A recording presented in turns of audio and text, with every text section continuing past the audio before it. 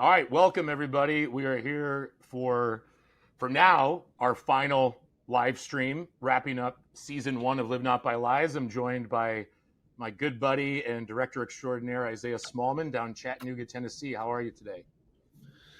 It's hot. I'm gonna leave it at that. It's very hot. I'm in Nashville, as you might know if you followed this. But I was down in Atlanta for a family reunion over the weekend, and even like 4 hours south, it was like 10 degrees hotter, and you're just like, I didn't know it could get hotter. And I grew up in Chicago. Zay, I know you're an East Coast guy. It's like all the people want to talk about is the weather, but it's for good reason, and it's no joke. And we've been here 4 years, and I keep saying I'm going to get used to the humidity, and I'm not. I'm not used to 90 degrees, 90% humidity. But we are the part that kills you. We are not here to talk weather as much as I'd love to do that. We are here to wrap up season 1 of Live Not by Lies. If you're watching this, you know what that is, but I'll just say it's a 4-part documentary series we made with our friends here at Angel Studios that was released a few months back. And folks, again, if you're watching this, you are people who have supported us, who have been there probably from the beginning or joined along the way, and we're grateful to you and for you. And we wanted to just, kind of close things out for now. We hope there's more stories to tell. Sadly, totalitarianism, authoritarianism, it's not exclusive to Eastern Europe or Russia, and the experiences that we chronicled of folks in the 20th century. There's more there. There's more meat on that bone, again, unfortunately, but it's true. And I guess just to kick us off here as we close out season 1, Zay, I'll ask it. I've asked it along the way, but how do you feel looking back at where we've been and how we've gotten here? How are you feeling with where things have landed? I feel great. I feel like we set a really ambitious goal. There were so many different ways that this series could have unfolded, and I think the sort of masochistic, ambitious artist parts of ourselves, we set a pretty high bar for what we wanted to do and accomplish, and we did it, which is great. That's why you do that.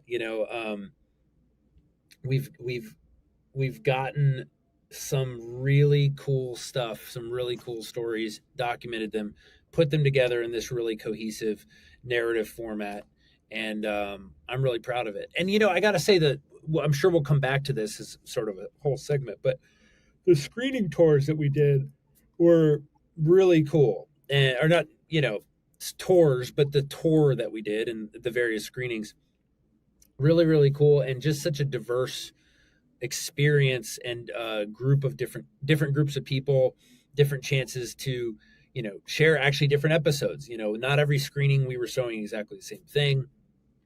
All of it was just really life-giving and cool, and a great chance to kind of connect with the very people that we made this for. And we'd love to hear more from the people who are watching it at home as well. Yeah, and we'll you nailed it on the head. We'll come back to the screenings because I do want to unpack those a little bit for folks, because I mean, I've been working sort of in this general space for 15, 20 years. You've been a filmmaker, and for that same general time period, I've never personally had quite the experience that we got to have sitting with the kind of folks we did and taking it around the country. It almost felt maybe like the least cool version of like a rock tour show, like going to these different cities, getting into town, moving fast, but sitting with people we respect. So let's come back. If you're nerds like us, I was just going to say, if you're nerds like us, it might be cooler than a rock show. It's all perspective. Fair enough. So I want to ask you more questions about that. But again, just broadly speaking, you're the filmmaker. You crushed this. You made something beautiful and poignant. And, we're out on the road, traveling away from your family.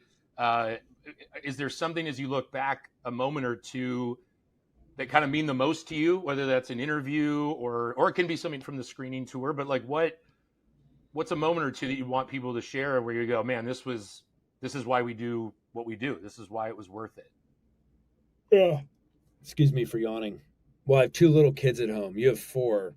So I think everyone with kids at home can understand why I might be yawning. It's a great question. One that keeps coming back to my mind is the ending of episode 3 has always been a real favorite moment of mine. We sort of in this long sequence, we talked to a woman named Isabel Von Spruce, who enters the story as someone who is multiple times arrested for what she was thinking, specifically for praying outside of an abortion clinic. She ends her participation in our story talking about her experience with abortion and trying to help people understand how it is specifically lies about what it is fundamentally that are enabling it to continue to grow in some cases, and more specifically to, just tell people like, yeah, it's fine, it's no big deal, and she's like, this is just not true.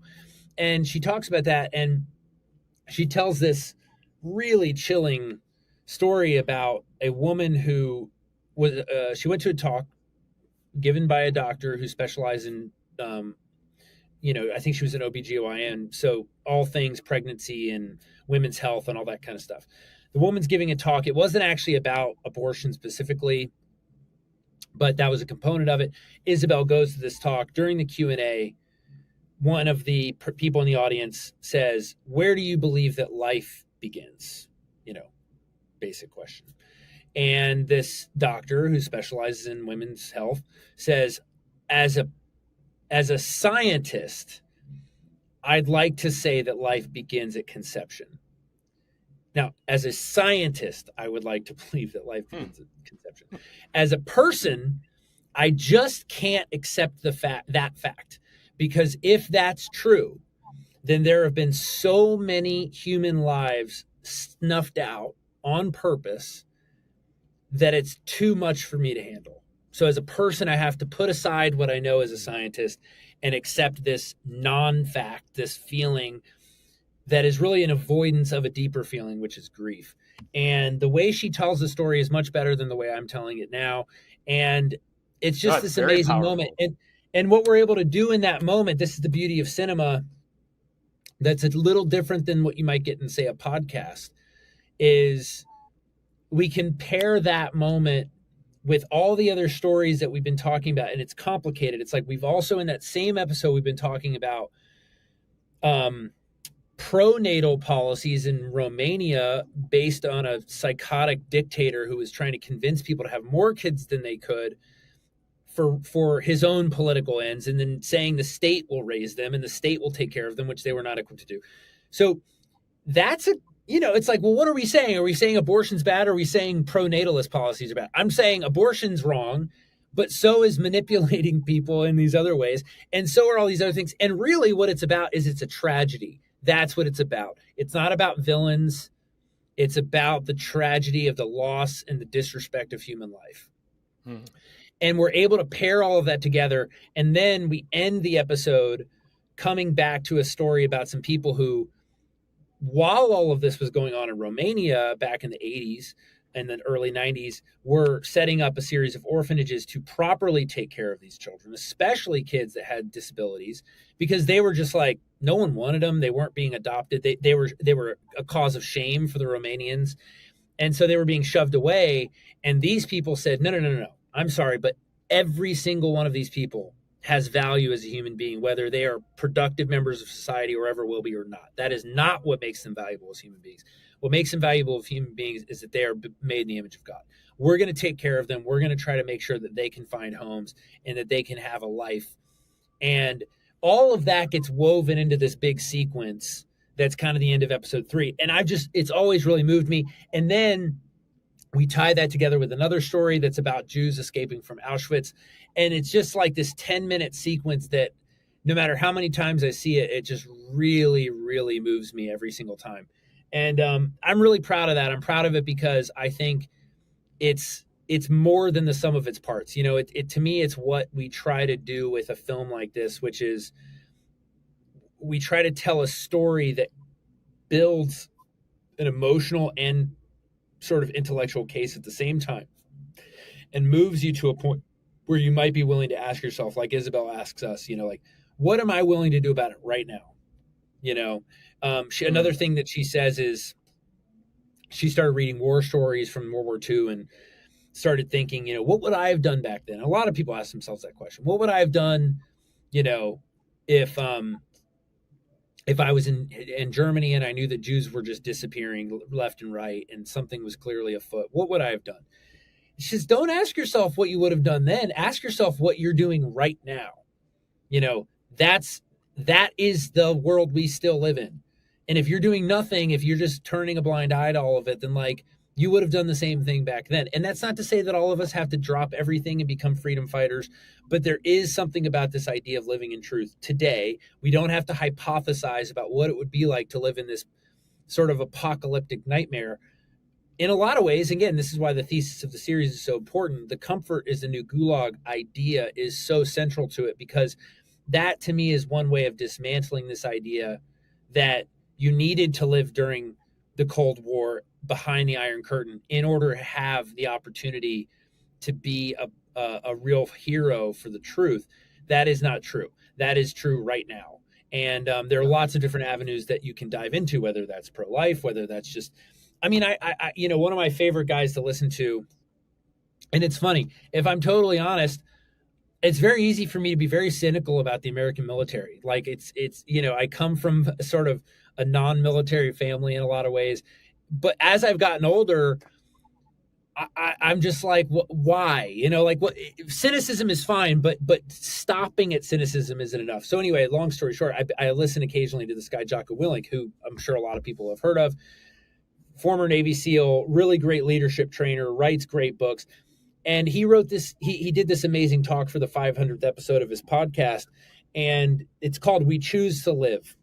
And it's all about how perspective changes everything. And so he tells all these different stories. One is two guys who both lost both their legs in Vietnam, who had completely different outcomes, in part because after they'd already done this big heroic thing, which is like choose to go fight bravely, get injured, and that's a big deal. That is a heroic act. But then what's interesting is they had this whole other act of their lives where they had to decide what did they do with their new life.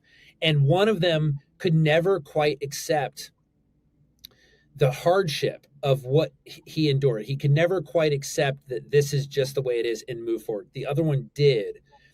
Now, their circumstances were almost identical, but it was that perspective. And I think choosing life, choosing to fight for life specifically is the most important thing any of us can do with our lives. I mean, what could possibly be more important than that? And I think that ranges from, in my case, like having kids, being a good dad, trying to make art. I'm not fighting in a war. I'm not going to go assassinate Hitler. I'm not going to liberate a concentration camp. That's just not my life. But I can choose life. I can choose truth right where I am. So anyway, I think all of that is something that's like really top of mind for me. And you realize, there's a lot of different ways to be a hero. One way is, as corny as it is, getting up and just serving your family. Totally. It's a huge one. Totally. And you see even the dissidents who we interviewed, that was kind of most of their life was just doing that. It wasn't this grandstanding all the time. It was just showing up, teaching your kids math, reading books to them.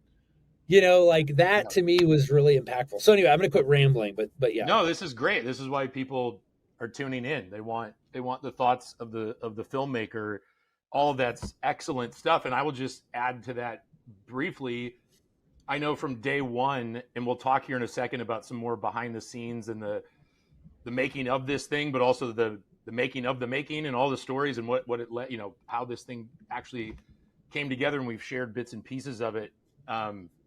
But I'll just say that, reading Rod's book almost 5 years ago now, to your point about everyone feeling like I've got to go be some big hero, or as Jordan Peterson often references, we all think we'd be Dietrich Bonhoeffer, right? Who would risk life and limb, or we'd be the people that help the Von Trapp kids, escape in The Sound of Music or whatever. And the truth is, a lot of people, we don't have that in us, or we choose poorly in the moment of decision, especially when the stakes are that high. Mm. So what does scripture teach us, history teach us, wise men and leaders and thinkers like Jocko Willink even? It is choosing to live not by lies in all your daily interactions. As imperfectly as we're going to do that, I know in my house and amongst my friends and peers, we often challenge each other since many of us had read Rod's book. Sometimes it's in a joking way, but we mean it. Live not by lies. What's the live not by lies version of I've got some tension with a family member, right? There's a relative, there's a neighbor, there's a kid. There's one of our neighbors, the kid, their daughter came over and did something wrong, right? And hit someone. And there was a situation, and it's like, I could sweep that under the rug. And oftentimes it's good to like forgive and forget and move on. But instead I went and talked to the dad and just said, hey, this happened. I'm not mad. I'm not going to, we're not suing, but this happened. And I'd like for you to talk to your daughter about it. And he said, thank you. You're one of the only people that's ever like come up and just talk to me. And I want to do the same. And so again, it's, that's the essence of what made me want to produce and go out and find a great director like you to tell a story like this. Is it sometimes it takes big to then come back down small, but it does have to start small, right? It does need to start where you can't save the environment if you can't run your own life, right? If you can't just do basic things like get out of bed in the morning and be healthy enough to go want to fight a crusade and be a part of the pro-life movement, or go and save the whales with Leonardo DiCaprio, or whatever your thing is. Yeah. It's telling the truth, living in truth. And so anyway, I appreciate all the things that you shared. Before we move on here, because I do want to get to some behind the scenes stuff and kind of close out with talking about the tour and where we land now that the project is wrapping up for this initial season. But I again, in the spirit of wanting to live not by lies, I'm curious, and in this candid format, is there any criticism you've heard or that you've given to yourself? Is there anything that along the way where you go, man, I would have done something a little bit different? Or is there anything here where, again, we can give that peek behind the curtain? We work our butts off. Zay, you've done yeoman's work on making this thing. But I think fans appreciate when someone was like, yeah, I might have called. I love sports, and I love hearing coaches talk about Super Bowl moments or things they might have done differently because it humanizes it. So I was just curious before we move on, is there anything looking back where you go, hey, somebody said this thing and they might have been right about it, or there's something I might have done differently on any level, the filmmaking process, the story itself, any of that? Totally.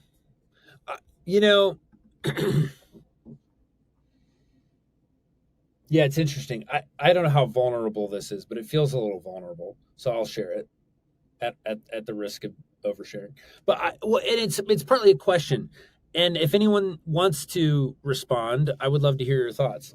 I have questioned at times whether we did the right thing in making a series versus a feature. I'll say that. And there have been times where I thought, I wonder if we would have reached more people by tightening everything up and making it a little shorter and a little more concise, because I think the ending is so important. The end of episode 4, really all of episode 4, is radically important to me. And sometimes I wonder how much fall off there's going to be from 1, 2, 3 to 4. And would that have maybe been different if we had made a feature? So that's very candidly something I'm still kind of wrestling with. The reason it's a wrestle and not an obvious situation is because I love everything that's in it. I didn't leave anything in it that I don't like. I didn't leave anything in it that I think is useless or fat. But killing your darlings is important. And sometimes I wonder, would this have worked better as a super tight kind of A to B to C, straightforward piece? And I don't know that there's a good answer to that, No, that tension's real. And I think for folks that aren't in the biz, the last decade in particular has been so radicalizing in terms of the format that stories are told, both scripted and unscripted, and the streamers. And, again, Google any of that and you'll see 1,000 videos and thought pieces from the Atlantic and all the different things of what does this mean. I think just, and not that this is a direct correlation or anything that you just said, but where my mind went is, it's funny, we've been told attention spans are shorter than ever, and yet people binge watch 50 hours of Breaking Bad, like a great Dostoevsky novel. They can't get enough of layers of things. And even on the unscripted front, I know that's constantly what I'm hearing from places is give us more, we want more, we want to stretch it out. But those of us of a certain age, and certainly people older than us, we grew up where film was everything, right? So it's just, it's interesting. I think part of it I'm finding for myself is what I would want to see, or the version of it, A, might not be what the audience wants anymore. B, certainly might not be what your distribution partners and others want and need. But I just, to affirm you, and not that you need it, we've made something, you made something amazing. I mean, this is incredible. People have responded to it. And I think giving it air to breathe and chopping it up, so to speak, has been powerful. And I don't know, I've just gotten so many notes, and I'm sure you have, of people saying, I want more. I got to the end and wanted to hear more thoughts and more interviews. And what about that person? And, what's the backstory there? So, yeah, I appreciate you sharing that, though. And I think that's the kind of stuff fans like to hear, of what's the thought process and how are people even feeling about their own art, their own product. So a couple other segments we want to get to. Let's move on now, a little bit more behind the scenes in this same spirit. I've shared bits and pieces of this story. I want to give it real quick, just so it's on record fully. But like, Zay, you and I have known each other for a decade, maybe a little bit more. We met back in Los Angeles through mutual friends. I was a screenwriter primarily and trying to sell scripts, was not in the, the doc space as I am now, much more so. You were doing your thing, commercials, scripts, everything. And, but also not really docs. yeah, exactly. And I think it's fair to say, and I won't put words in your mouth, but you and I probably, and not that we fully agree 100% on everything still, but different worldviews, generally speaking, let's say culturally, probably coming at things from a slightly, probably voted differently from each other. And I love art. I love film. I love storytellers. And most of all, I love fun, good people. And that's, to me, what you were. And I'm living in LA. And my whole life, I've had friends on the right, the left, Christians, non-Christians. I grew up as an evangelical in a very Catholic/Jewish dominated part of Chicago. And I loved it all. And what I learned was there's good people and bad people everywhere. It didn't matter rich, poor, left, right. And so you and I just had this friendship and enjoyed, certain films and things and ideas. But it's been amazing to just land now where we've made for Angel Studios a 4-part doc series about people that survived, Russian totalitarianism in the 20th century. I did not have that on my bingo card a decade ago when we were hanging out, on the west side of LA. But that's been amazing. And I appreciate you and the journey we've been on. But that was something I wanted to just share and let people know, that the stories behind the stories and the way God weaves together friendships and partnerships. Again, I never would have guessed we'd be here, but I'm glad we are. But any thoughts you have on that? No, it's wild. I couldn't agree more. I mean, even more recently than 10 years ago, I think this would not have seemed like a possibility at all for lots of reasons. And doing it with Angel, I mean, that's super cool. The whole thing, getting to just, getting entrusted with a story that's kind of this big in scope and importance, it's kind of a, sorry for all the yawning. It's kind of crazy though. I mean, it still feels almost a little unreal, like I run into, everyone knows who Angel Studios is, and Rod is such a big personality, and the fact that like I got to make this thing, sometimes I'm like, did I do that? Is that me, or is that kind of just, am I like just sort of along for the ride? So that has been a real honor, and it's definitely been a surprise and also very fun. Yeah, and I'll add to it, not to make it all about my journey, but as the producer and the guy who read the book first, brought it to my buddy Dave, pursued Rod, eventually, went after you to be the director. For me, I knew who Rod Dreher. I've known who he is for the last 20 years. My background was in journalism before I got into film, so Rod was just known as a well-respected writer, movie critic, all these things that I loved, that kind of led me to film, but never had met him. I read the book. I reach out through a mutual friend, our buddy Matt Burford. Shout out to Matt, who was there in the early days of this project. And Matt said, "Here's Rod's number. I told him about you. Give him a call." And a few weeks later, I'm sitting in Baton Rouge, Louisiana, where Rod lived at the time, eating breakfast and putting together the seedlings of a project. And so, that sort of stuff of how these things get made. I get asked that all the time. What does a producer do? How does this stuff happen? And to be honest, I don't really know. And it can sound over spiritualizing to say, kind of the Holy Spirit moves, God moves, things prompt your heart. But I've tried to live my life that way, again, as imperfect as I am.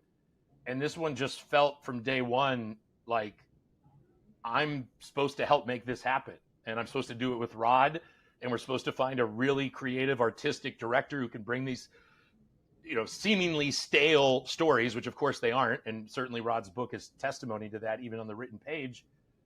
But I'm just so grateful for the experience. And producers wear different hats. And our friend Dave and others are more physical producers. And, and then there's people who do a little bit more what I do of finding ideas, raising money, and trying to rally the troops. And it's just such a fun, symphony. And again, I was a sports guy. I played sports my whole life and lacrosse in college.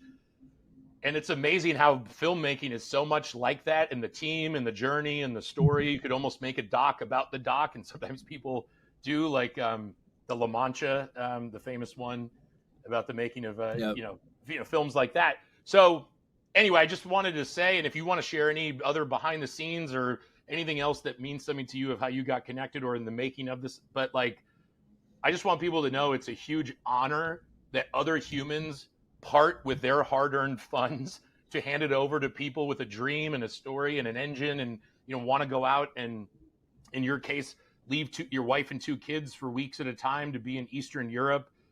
Mm-hmm. And it's not easy. If it was easy, everybody would do it, but it's the most fun thing in the world. And I would do it for free. And sadly, we often do it for free. Yeah. But I wouldn't do anything else than get to work on projects with cool guys like yourself. So that behind the scenes, the band of brothers that you have to build is kind of my favorite part. But any thoughts on that sort of generally of your journey of making this thing? No, I think that's a great word. It is a privilege. And it's also, yeah, it's I've done it a lot of times now. It still just feels surprisingly long every time. I'm amazed at how long it takes. It's just, I mean, it's, and it's just because if you want it to be art, you just got to kind of let it percolate. Things have to happen, that conversation with Rod and Baton Rouge has to happen, and then there has to be enough time for us to just sort of somehow find our way back together, and the right people have to be available to be interviewed, and there's all these sort of unpredictable considerations that go into when we make a trip. When does the production trip happen? Well, there's a lot of factors that go into that: availability and money, funding, all that stuff. Yeah. Funding is a big one. Well, what's interesting is that, especially when you're making a documentary, I mean, what you get on that trip is what you make it out of. It's what you got. And what you get on that trip is different than what you're going to get on every other hypothetical trip you may have gone on.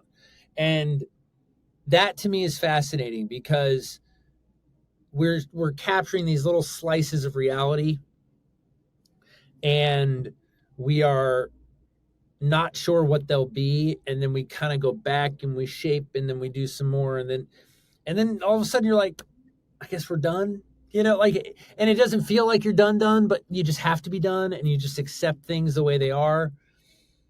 And all of a sudden people are watching it, and people are telling you that it really moved them. And just the whole process. But again, there's all these strange ups and downs and dead periods where you're just like waiting for something.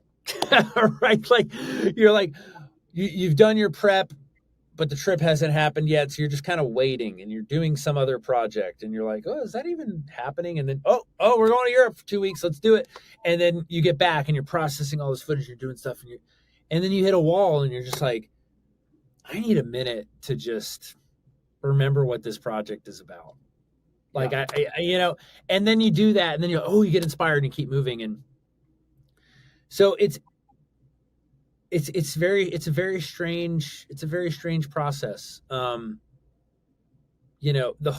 many big things can be determined by these seemingly uncontrollable things, like who you talk to and what kind of mood they're in and what kind of interview they give that day and what they think is interesting to talk about. Because I'm not scripting these people, and in this case, there is a large scripting component, and so I'm sort of developing the script as I edit. There are lines in the final draft that have never changed from the first time I tried them, and there are others that changed 5 minutes before I exported the final draft to be published. And it's like that process is very organic, and it's like we could do a whole thing just on editing. I mean, like how do you start putting these things together? I mean, it's like you just start. You put one interesting idea next to another interesting idea, and then you realize, oh, maybe there needs to be some voiceover to bridge that, and then you write it, and then you put this, and then and you do that with a whole episode, and you're like, I guess this episode needs to be about this, but what if it's only about half this, and what if that piece then goes into this other episode? And in this case, we decided, this isn't just a chronological story. This is like a thematically organized story, right? Which that was a big decision that we had to make. We all know the ending of the Cold War. So in this case, it was like, let's do have a chronological component to it, but let's not pin all of the dramatic stakes to will the Cold War not end? Will communism fall or not fall? We all know it fell. So then how do we build drama? Those are some of the questions that filmmakers go through. And the answer is not always clear, to be honest. It's sometimes very confusing. And you're making a puzzle, but there is no box to look at to see. There's no box with a picture. And by the way, all the pieces can change shapes. Yeah. So you're like, these two pieces don't fit together, but I could make them fit together. Yeah. Should I? No, it is. It really is. There, even with docs, maybe even especially with docs. I think especially with docs, it's magic. There's some magic to it, right? And there's some alchemy to doing it. And as any filmmaker I've ever been around, and I've written screenplays, and same thing with the writing process. There's always something you would tweak, right? There's always something where you look back, or maybe it's even hard to watch something, or you just, I would have done that. But at some point you got to put it out into the world. And the process from raw footage coming from Eastern Europe to, and I want to move here in a second to the screenings and kind of close us out for this final, again, for now, hopefully episode. But it's like, from raw footage in Eastern Europe to sitting at Peter Thiel's house having dinner, discussing it, after he sat and watched the final product. And that was a name drop, by the way. It did happen. It's insane. It did happen. Well, let's pivot to that, because again, there's so much. The editing thing really is. I bet there would be a real hardcore audience that would love to get into the nitty gritty of that. So maybe that's on a later project. But for now, as we head towards kind of wrapping things out, like this screening tour we did was so much fun.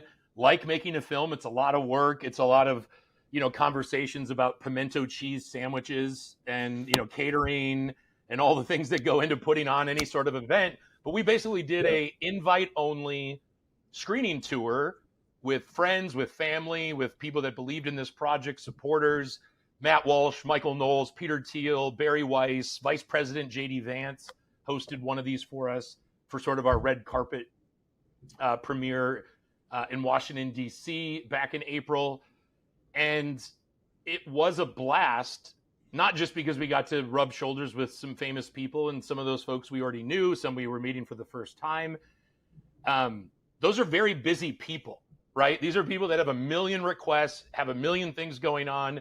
In some cases, have docs of their own that they're moving, or organizations or companies. In the case of the Daily Wire guys, I'm not, they're not direct competitors with Angel Studios, but it's like they loved the project enough and cared about our team enough to come out and help host and show up and tweet. Even in the fundraising process, friends of Rod's like Jordan Peterson were kind enough to tweet out, and we saw how much money that brought in that allowed us to make this movie. So not that they're needing or wanting a thank you from us, but I would say, on public record here, thank you to all of those folks for helping. And then with this screening tour, we're able to show, as Zay said earlier, different chapters of the 4 chapters, and have Isaiah, have Rod, have someone host it. That was kind of the basic format, a different famous name. We got to go out to LA, and that was the Peter Thiel screening, and then interact with audiences and have a reception and sit, in some cases, have meaningful dinner conversations with folks that we respect and have influence in the culture and care about these topics. So with that as sort of a long preamble, as we are reflecting here, Zay, any fun, favorite moments from the screening tour where you just kind of said, well, this is fun, this is cool? Yeah, a lot of them.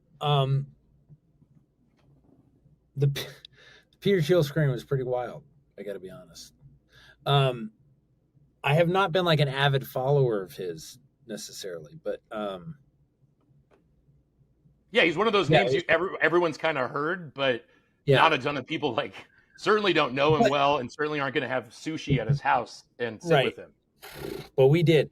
It was wild. It all started with we pull up to their office, which is actually Nakatomi Plaza, as I like to call it, from Die Hard. Very iconic building in West LA. And I thought, wow, we're like the guests of honor at this thing. This is kind of cool. You know what I mean? Yeah. And then lots of people come, and he's there. And yeah, again, I'm just like, I can hardly be bothered to go to random events. And I'm not running a multi-billion-dollar fund and pound. It's just wild. And he was there for hours. I mean, he gave us more than half a day of his time, close to an entire day's worth of his time, which for a guy like that is unfathomable. He was there early. We all hung out. We talked. He sat in the screening. He hosted a Q&A. And then, to your point, we went to his house for dinner. And I was expecting it to be a dinner party, like 50 people or something. We walk in. This is a great little behind-the-scenes note. Very late. We were obscenely late. We were over an hour late. Partly because we were thinking that there were going to be a lot of people there. Well, we drive up his, 3/4 of a mile long driveway in the middle of Los Angeles.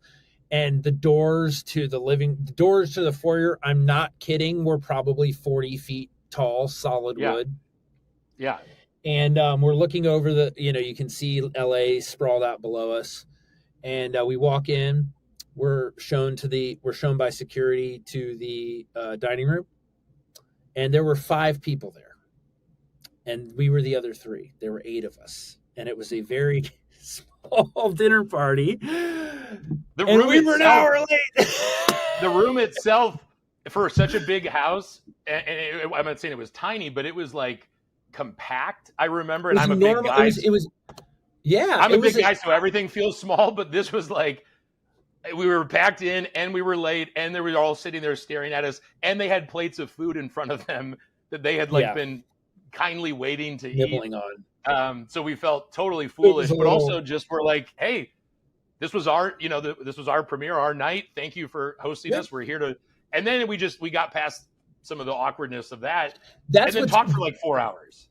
No, yeah, it was great, and I actually want to call attention to that. That was I think most people who have spent some time with Peter would probably not think of him, maybe, especially if you haven't. You think of tech billionaire. You're not thinking of humble or, and in some ways maybe he's not, but in a lot of very practical ways, he's a surprisingly humble guy. He didn't get on our case for being late. He didn't dominate the conversation really. He was a very good host. he was just very generous. And like, again, like we showed up and we had a lovely, very interesting conversation that again lasted for multiple hours. It was fascinating. The whole thing was fascinating.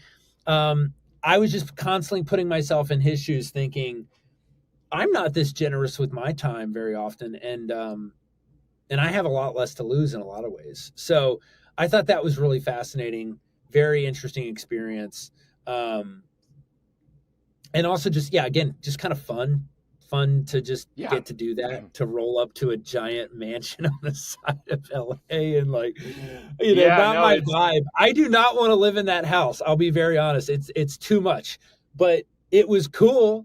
It's a cool experience, and I can't believe it was ours. I still kind of can't believe that or Barry Weiss. I love Barry Weiss. There's a few other things like I can't believe that like we were there for the thing we made.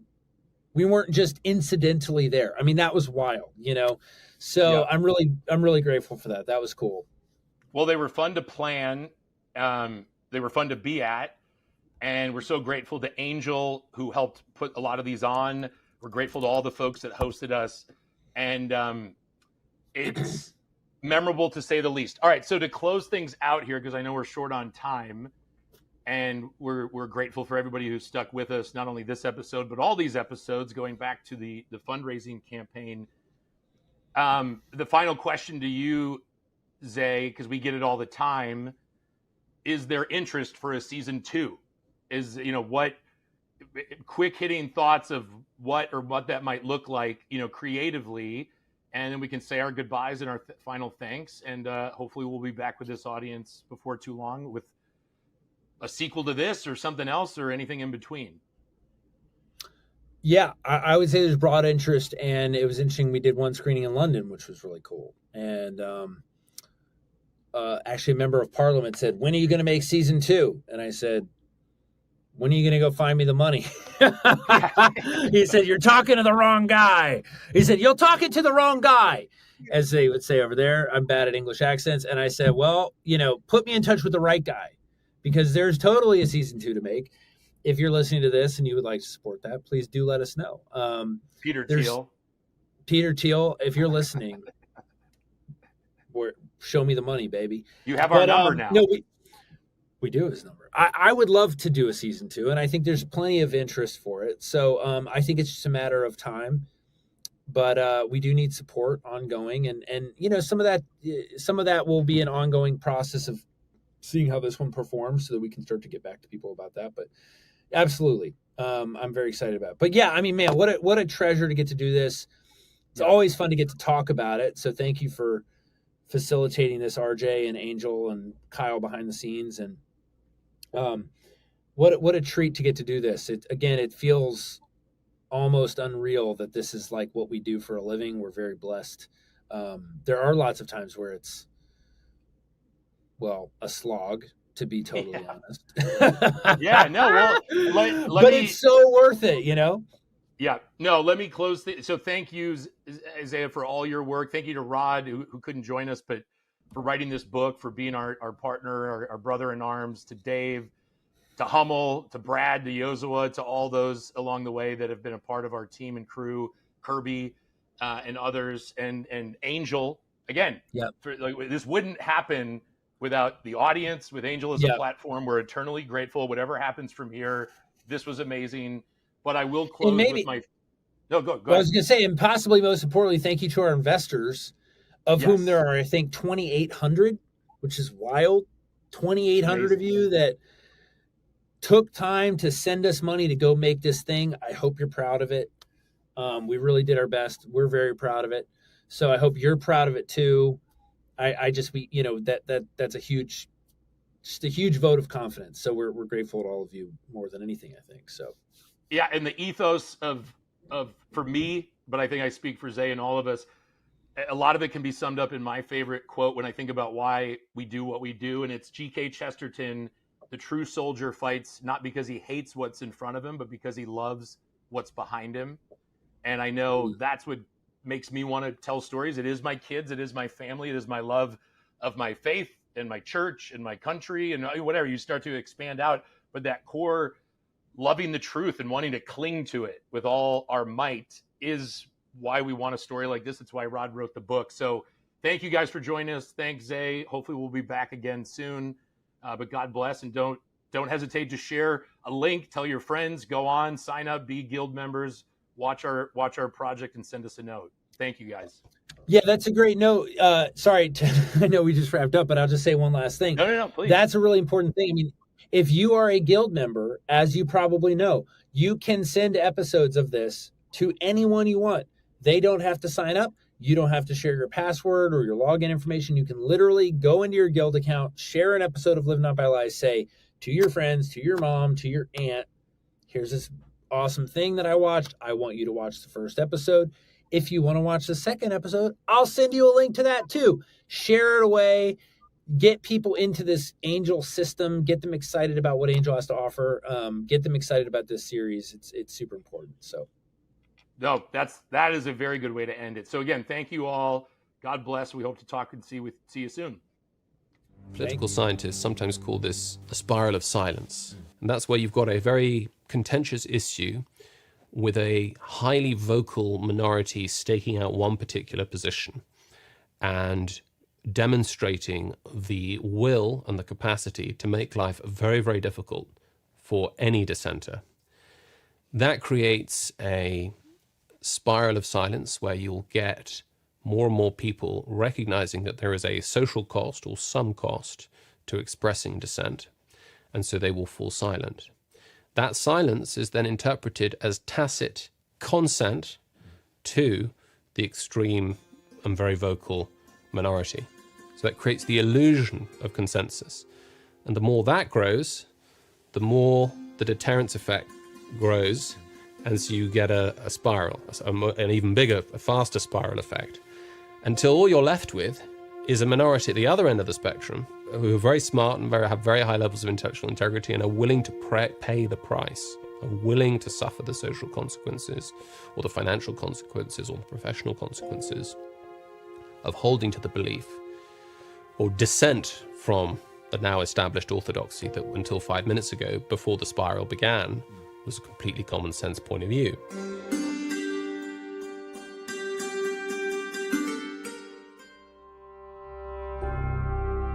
Now streaming exclusively on Angel.